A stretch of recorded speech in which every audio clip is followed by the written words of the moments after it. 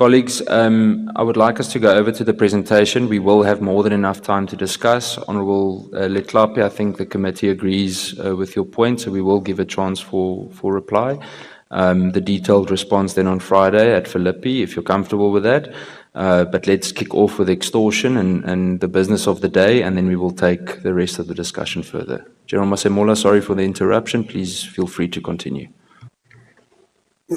Thank you, Honourable Chairperson and Honourable members, the Deputy Minister and everybody. Thanks. Honourable Chair, we do have a strategy in terms of how we deal with corruption. And we will, of course, as the DM have said, we will present what we have prepared for this committee, but of course taking into account the challenge, Honourable Chair, that what we present here will be presented to everybody, including those that we want. So hence the request of the DM, if it is acceded to in the future, we can be able to say a lot. But for now, Honourable Chair, we will then go through with the presentation. I don't have to go through with the successes because everything is in the presentation. We acknowledge it has become a challenge of late that is within societies in various provinces. And through our intelligence-led operation, we do get to some of these criminals, but however, the challenge of extortion, which greatly affect a lot of people, is that is underreported, and especially in construction, most of the stakeholders, they are aware that they should make provision for 30% local sourcing, but however, that is a problem because there's nobody that really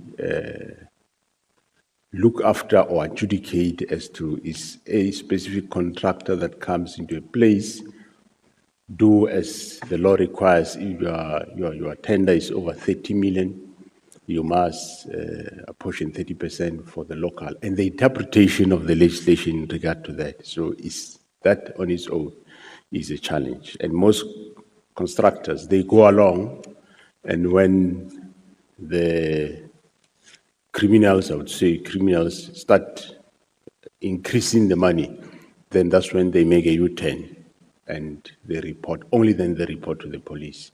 And when during investigation you find that, but it looks like you have been paying these people, and that's when they will deny, or they will give you half facts in terms of the statement. So those are some of the challenges that we have. And but we, in other areas like your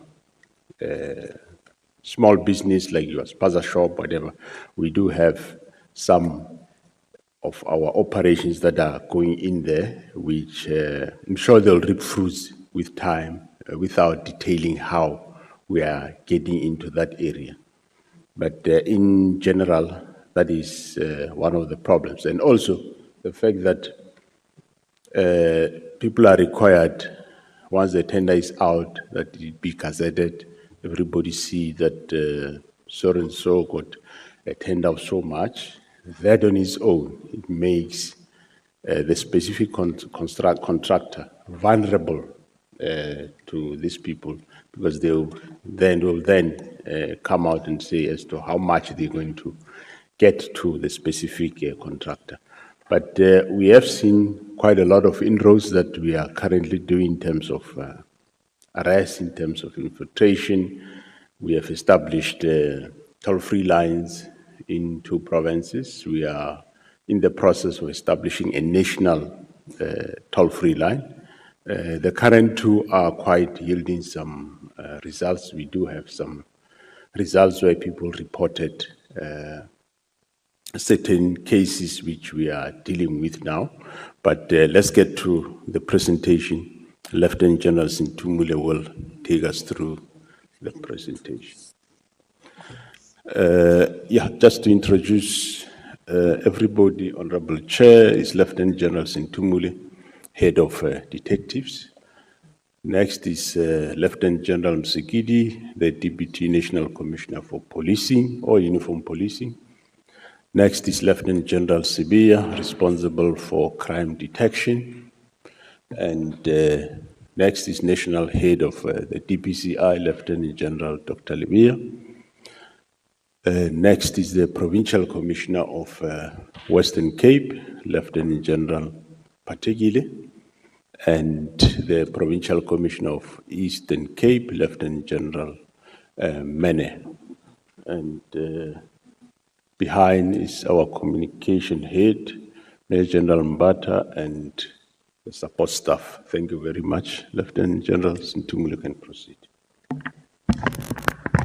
Thank you very much, General. Greetings to the Chairperson of the Portfolio Committee, the honorable members, our Deputy Minister, National Commissioner, our DNCs, the PCs in attendance, and to all the colleagues.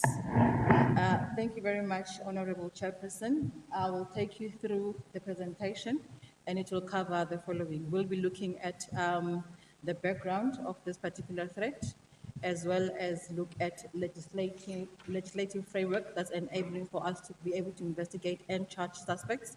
And also, we will be interrogating typologies, that means in how it manifests and the modus operandi.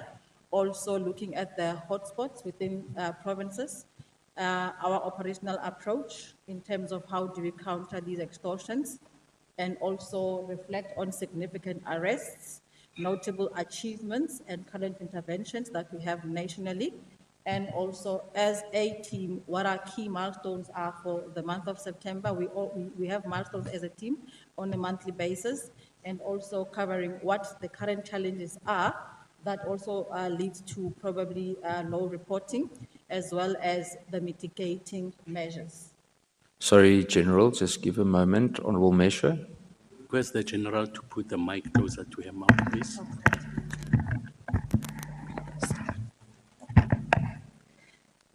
Thank you, Chairperson, and apologies. I'm not sure if that's better. Thank you, Honorable Chair. As stated, the purpose of today is just to give an update to the Portfolio Committee in terms of the status of our strategies, interventions, and plan that we have put in place to curb extortions in the country. In the introduction, I want to reflect that the construction industry in our country, which is a significant driver of economic growth, development, and employment, has seen a rise in criminal elements known as the construction mafia and extortionists. In this, we acknowledge that it's not a new phenomenon. However, it is continuously migrating as well as increasing. The construction sites, which range from small businesses to large-scale projects, serve as prime targets for these organized crime syndicates, and their tactics include extortions using violence and intimidation and disruption to advance their objective. Furthermore, South Africa is increasingly experiencing another way of criminality, or new way of criminality, that now still within your extortion, where we see households also being extorted, we see the vulnerable groups being extorted, the taxi industry, as well as your tech shop or your spaza shop owners.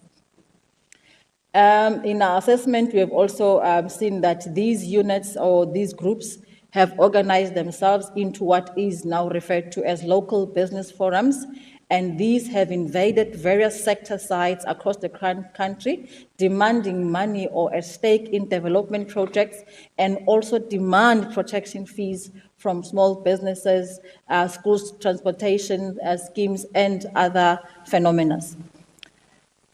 This negatively or adversely impacts on the economy and infrastructure development, including your investor confidence, and which is so much required in the country because of our dwindling economy. And these disruptions further undermine service delivery, economic development through delays and threats of violence to projects. And I think underlying the Constitution, it further threatens the livelihood of our society at large. Chairperson, numerous calls have been made to government by business, government meaning through Parliament, through the President, through the ministers and portfolio committees, where business is requesting assistance from government to aggressively address this threat because of the adverse implication or impact on the economy. In his State of the Nation address delivered on 13 February 2020, the State President, His Excellency Mr. C.M. Ramaphosa, announced that he has prioritized government's response to the growing problem of criminal groups that extort money from constructions, businesses, and other businesses. And this has led to the establishment of specialized police teams which were directed to tackle this threat within police, but also the combating of extortion and violence at economic sites, especially the construction sector, it being now one of the key deliverables within the NDP 2030. In this regard, the JCPS cluster has been tasked as an implementing agency in this regard. Further, Chairperson, in the State of the Nation address of this financial year, the previous financial year in February 2024, the State President reiterated the damage caused by extortion on our economy and further said that there should be stringent measures that must be put in place by law enforcement to tackle this scourge. To be able to do this successfully, Chairperson, we need enabling legislation. So as we analyze, you would find that it's difficult actually to even formulate charges around the issues of extortions and other issues that are related to extortions. And therefore, the following legislation plays a critical role to assist law enforcement in tackling the scourge. The Constitution, the Criminal Procedure Act, the Criminal Matters Amendment Act, your POCA, your PRECA, your FICA, SAPS Act, and other related legislation. Moving further to analysis of this type of crime that we see in our country. In our analysis, it was revealed that extortion manifests in different typologies, and these are seen in the construction sector, in the transport sector, the municipalities, the security sector, the mining sector, the business sector, and vulnerable communities. In the construction sector, you will see that the construction mafias disrupt constructions across the country where they present themselves as sorry, Chair, my eyes are failing me, so I can't see properly. No, I can't see with glasses. Maybe let me rather read. Sorry, Chair, apologies for that. That's okay, take your time. Old age shows in numerous signs. Thank you, Chair. Yeah, these contracting mafias that disrupt construction sites across the country, they present themselves as emerging business forums, and these groups invade construction sites, they demand money or a stake in development projects. In the mining sector, also, we have seen in mining companies like Anglo-American, your Glencore, your Sibanye, Stillwaters, etc. These are targets for groups that are demanding as much as 30% of their lucrative procurement contracts, often with little to offer by way of skills and services. And non-compliance to this particular requirement brings threat to executives and disruptions in mining operations. In the transport sector, a bucket system is applied by chairpersons of associations where people have to pay money into buckets. Failure to do so, then they are either excluded or harmed. Taxi drivers and owners of your scholar transport also are a target where these criminals demand a share per load that they transport on a daily basis. In the security sector, Chairperson, the security companies involved in government and private businesses are also targets where these groups, again, they demand 30%, or otherwise threats are made to security guards and also those who are managing the business sites. Further, in the business sector, the criminals are demanding protection money from foreign-owned businesses, particularly in the Western Cape. This is where this sketch is prevalent. Your spaza shop, again, it goes to petrol stations we have seen in the Eastern Cape, and even backyard dwellers. Within the municipalities, it has also been recorded where these groupings storms into boardrooms whilst the BEC is sitting for tender meetings, and they demand tenders and also threaten supply chain procurement officers. Vulnerable communities, again, this was seen mostly in the Eastern Cape and also in Limpopo, where blind and disabled people are also extorted. The beneficiaries of the road accident funds and pension payouts are identified, and also as they receive their lump sum payment, they are also extorted a share or a percentage of what they receive. Thank you, Chair. The modus operandi that we have documented, you will see it relates to the invasion of construction sites by heavily armed individuals who threaten companies and also families. And also there is a huge demand for community employment as well as the 30% share, as also NATCOM has said earlier.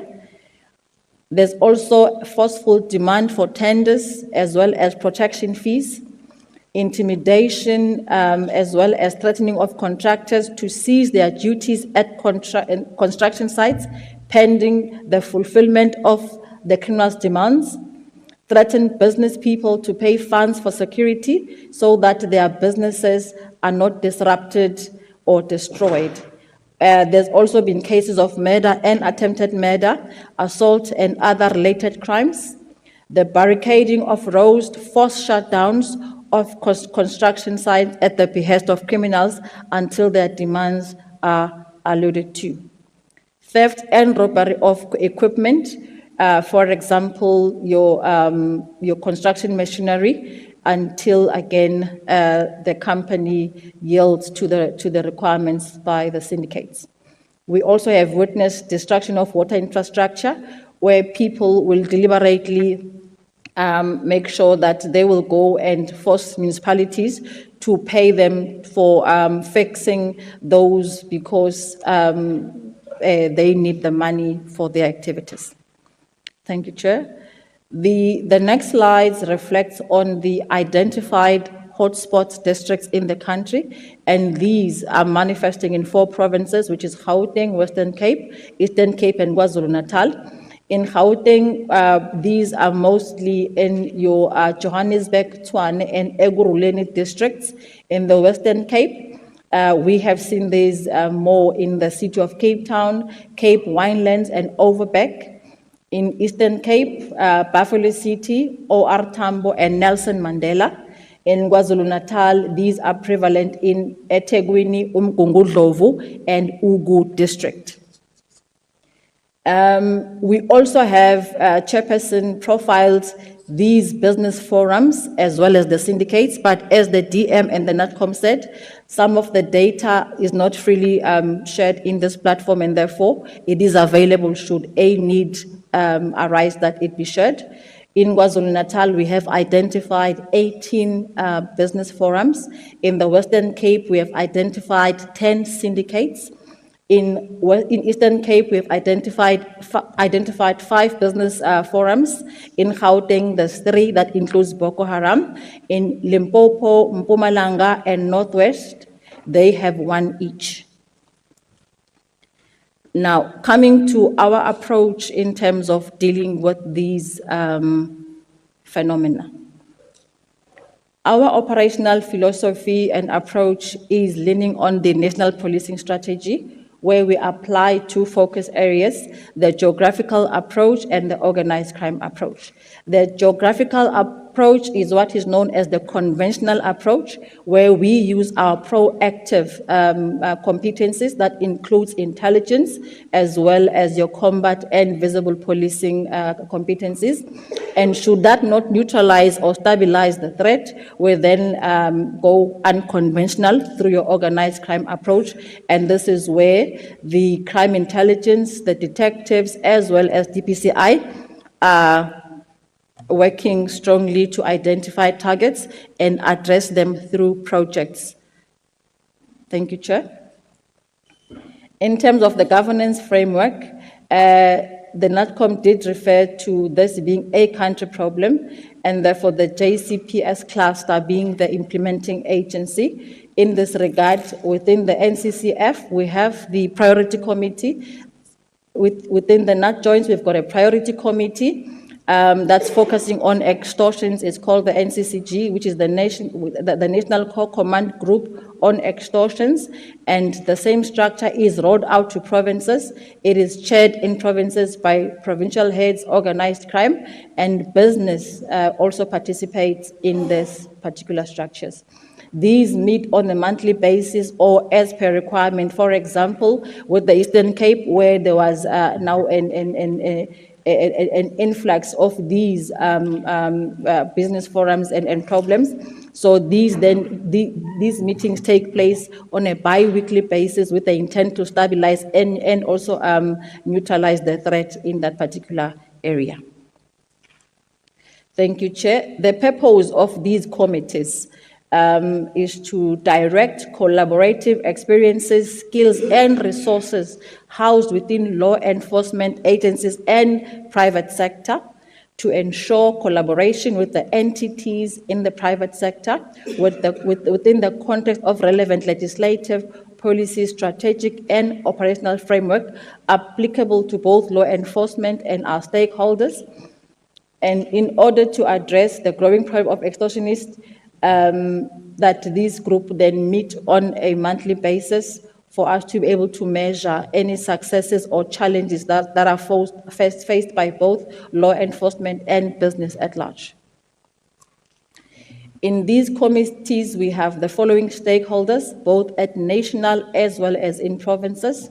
The SAPS is taking the lead with the following competences: the detectives, visible policing and ORS, crime intelligence, and supply chain management, the DPCI, and then we also have the NPA sitting within the committees, and they are the co-chairs of the committees. We also have DPW, we've got the AFU within your NPA, because there is no point in us investigating people without attaching or actually seizing their proceeds of crime. The SIU also is sitting based on any presidential proclamations, then they will also filter into our investigation stream. SARS, the SABRIC, as FIC, SANRAL, the engineer councillors in different formations, Minerals Council, BAXA, your CGC, Consumer Goods Council, etc. And these priority committees have adopted a work streams approach, and the following work streams are at play. We've got information management work stream, case management work stream, we've got training and development work stream, stakeholder engagement and awareness, the POCA work stream, and legislative review. I also must emphasize that the work stream philosophy is leaning towards the 5-pillar approach as exercised by the police. Thank you, Chair. In the next slide, we have the functions of each work stream. Work stream number 1, which is information sharing, their critical deliverables relate to providing crime intelligence and technical support for effective detection of crime, but also to gather, correlate, evaluate, coordinate, and use intelligence in support of detection of crime, as well as coordinating of intelligence. And also we have got our proactive competencies, which is our crime prevention and combat competencies, as we have seen those playing a big role in trying to neutralize the threat in the Eastern Cape. Workstream number 2 on case management. This workstream has a database of all our case management, but also it is instrumental in the successful arrest and prosecution of criminal groupings identified in extortion and other related crimes, but also ensure effective investigation of all extortion crimes, and ensure that the proceeds of crime are forfeited to the state accordingly. Workstream number 3, training and development. As members are investigating on the ground, it has also become evident that there is also skills shortages, particularly on understanding the typology of these crimes around extortion. And therefore, with business, it was agreed that there will be cross-pollination of skills and training, skills transfer, as well as empowerment. Stakeholder engagement and awareness, again, it's about sensitizing our communities about the criminality of extortions, but also mobilizing them as well as pushing advocacy through communication. On the POCA, this is where now we are pushing for POCA prosecutions that will relate to money laundering and racketeering. Our workstream number 6, which is a legislative review. This is a stream that is going to look or interrogate current legislation and identify gaps that render this threat pervasive in South Africa. We also did an analysis of all the cases that we have, and we went back as far as 2019. From 01 April 2019 to March this year, the 31st, we recorded a total of 6,056 extortion cases, and the breakdown of these cases is as follows. For Gauteng, a number 2,284 cases were recorded, where 828 arrests were made with only 45 convictions. I will talk to the rationale behind the low convictions, Chairperson, at a later stage. The Western Cape Province recorded 1,476 cases, 683 arrests, as well as 36 convictions. KwaZulu-Natal follows with 816 cases, 237 arrests, and 35 convictions. Eastern Cape is the next big province with 438, 108 arrests, and 13 convictions. Thank you, Chair. I'll move to the next slide. We also thought it proper that we reflect on latest arrests in this particular sketch and convictions. In Northwest, Chairperson, on the 18th of July, in an intelligence-led operation, 2 African males who demanded work as protectors from a company called Liquid Telecoms that was installing fiber on the N12 from Klerksdorp to Wolmaranstad and from Klerksdorp to Potchefstroom, were arrested, and this case is currently in court. On the 9th of July, again in Northwest, a contract manager who was awarded a tender to erect a taxi rank in Joburton was also approached by 6 African males who demanded work from him, and this contractor approached the police, and as a result, 4 males were arrested and 2 vehicles were seized. All 4 males were charged with extortion, disturbance at a construction site, and intimidation, and the case is currently on the court roll, and all arrested suspects were remanded in custody. In KwaZulu-Natal, in August, a group of people halted a building of a bridge in Siweni area in Umsunduzi. 5 suspects were arrested, and all accused are currently in custody, and as we speak, the bail hearing is underway at Camperdown Magistrate Court.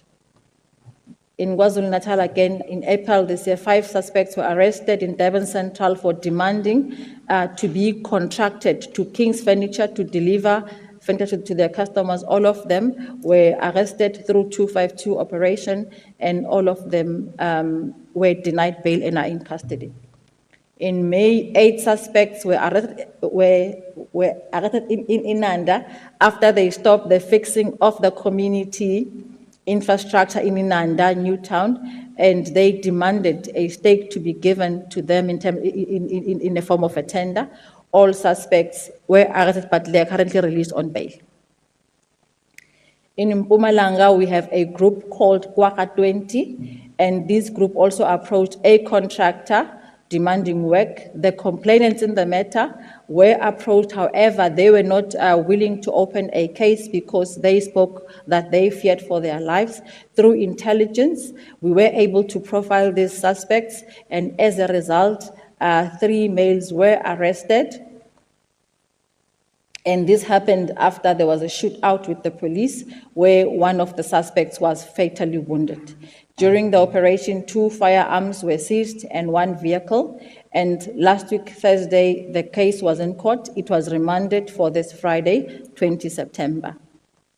In Limpopo, the Jerusalem gang was identified, and they are involved in numerous crimes that include extortion, murder, and other serious and violent crimes. From February to May to date, 8 suspects were arrested for murder and other related crimes, and all of them are still in custody. Their cases were remanded, and they will appear between September and October 2024. In the Eastern Cape, we recorded success of 1 specific case that was recorded in February 2024, where a complainant received a call that one of his truck drivers was pulled over by a taxi operator, where a sum of 10,000 was demanded in order for the vehicle to be released. The suspect was arrested. The case was finalized in court this month on the 11th, where a sentence of 7 years direct imprisonment was sanctioned, and the accused was declared unfit to possess a firearm. Further, in the Eastern Cape, operating from our Operation Selapa, 13 suspects were arrested in 7 extortion cases, and all of those are currently in custody. The operations are ongoing. In Gauteng, based on our intelligence, again, we partially neutralized Boko Haram group, where 3 suspects were arrested in January this year. All the 3 are currently in custody, and their case will appear on the 30th of September. However, the outstanding investigations are continuing on the targets that have been identified. Moving to notable achievements, Chair, the NCCG and the PCCG, which are priority committees on extortions, are fully active, as well as having a full support of the business sector and all other stakeholders. These meetings at national take place at the BAXA head office, and in provinces also it will be either within our provincial offices, or the business sector will also opt to host those. We also have a strategy on extortions that the NATCOM spoke about, and also we regulate our operations through approved terms of reference. We also have been able to complete a national database of all construction projects, where we are able to proactively monitor those projects and be able to see if there are any disturbances that might require our reactive approach. Also, Chairperson, we have 2 hotlines that have been established. The first one being the Western Cape that took place last year in September, as well as the Eastern Cape. In terms of the effectiveness of the hotlines, the Eastern Cape has received a total of 1,525 calls, 37 cases were reported, and 11 inquiries have been registered since inception. In the Western Cape, 71 positive calls were received. In the absence of a national extortion hotline, 4 of those belong to other provinces, so the province is now directing all of those to the relevant provinces. However, Chair, also it gives us a pleasure to say to this House that by this Friday, we will go live with the national hotline. We are working very closely with Vodacom through our TMS division. Thank you, Chair. In terms of neutralizing hotspot areas, we currently have interventions in Eastern Cape under Operation Selapa, where we have deployed a multidisciplinary team based on the 5-pillar approach in both Nelson Mandela and OR Tambo. A total number of 104 members have been deployed, including detectives and crime intelligence. The key objective of the intervention is to stabilize the threats with arrest. And to date, we have a list of successes that includes property seizures as well as arrests. As said earlier, Chairperson, that the NCCG and the PCCG operates on milestones in terms of what is it that we want to see happening for the month in neutralizing extortions. We also have realized that we are basically dealing with your low-level targets, for example, level 1 and level 2. So the intention is now to move higher the pyramid of the organized crime syndicates, your level 3, level 4, level 5, and that's where we are bringing in the DPCI to assist with your methodology. And therefore, for this month, all provinces were tasked to have takedown operations targeting your level 3 to level 5 targets, which are actually your kingpins in the syndicate. And also, crime intelligence is currently conducting an assessment of the nature and extent of the threat. We feel that we need to go to war with what we know, and also to know what is the capacity of what we are facing in terms of our criminals. The issue of protecting whistleblowers came strong as well, where people are not willing to either report cases or even report criminality for fear of their lives and also that affecting their families. The issue of the review of legislation, that also needs to be looked at by our workstream number 6. The hotlines should be up and running at national and all provinces. And also we did receive an awareness plan that is including both business and government, and that will be operationalized again from the 20th of September. I did talk about targeting level 3 to level 5 arrests on progress investigations, and also there is an intention to establish an extortion joint operational center that will be linked to our NOCC and our provincial operational centers. In terms of challenges, Chairperson, the communities are reporting these cases because of fear of victimization. That is one issue that comes out strong at all times. And these also includes the witness reluctance to provide statements or testify as they fear for their lives.